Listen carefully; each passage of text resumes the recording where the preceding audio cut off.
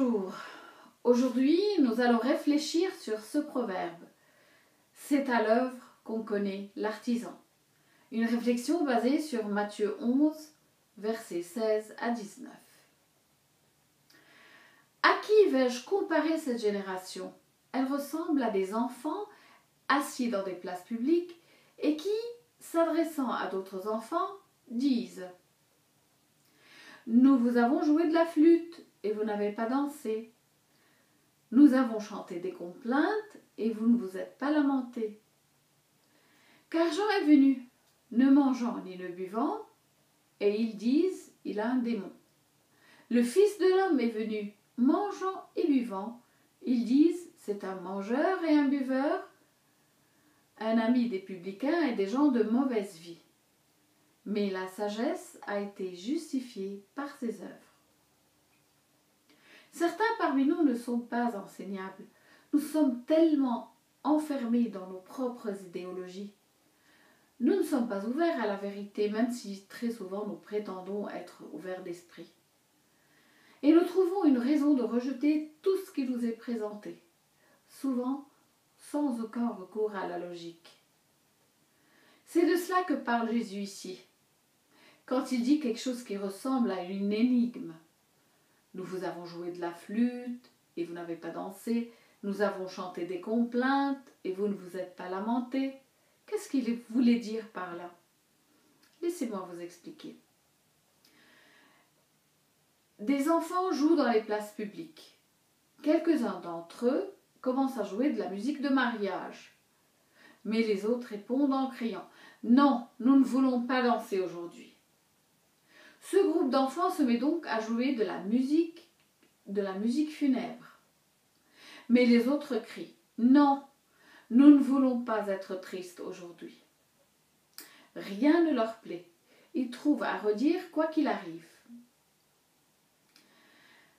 Lorsqu'il s'est avéré que Jean-Baptiste menait une vie austère et qu'il invitait les gens à se repentir, les gens ont dit de lui qu'il était habité par un démon.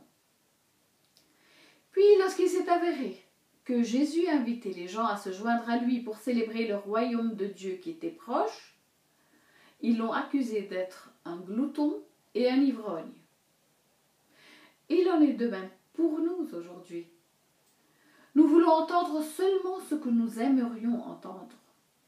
Et quand nous n'entendons pas ce que nous voulons entendre, non seulement nous fermons notre cœur au message de Dieu, mais aussi nous insultons ceux qui le proclament en les critiquant.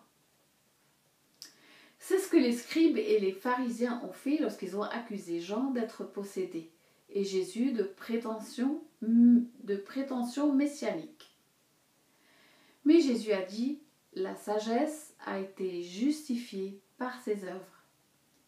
Par ailleurs, Jésus a dit, chaque arbre se connaît à son fruit, ou alors on juge l'arbre à ses fruits. Lire ça dans Luc 6, verset 44.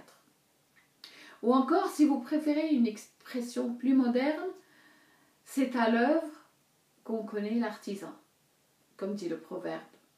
Ce qui signifie essentiellement que la valeur réelle des choses ne peut être jugée par son apparence ou selon des principes théoriques, mais seulement à partir de ses résultats. Bien que les scribes et les pharisiens ne vivent pas à notre époque pour le réaliser, les ministères de Jean et de Jésus ont toujours un impact sur le monde, alors que les premiers sont passés inaperçus, n'ayant jamais laissé de bons fruits derrière eux.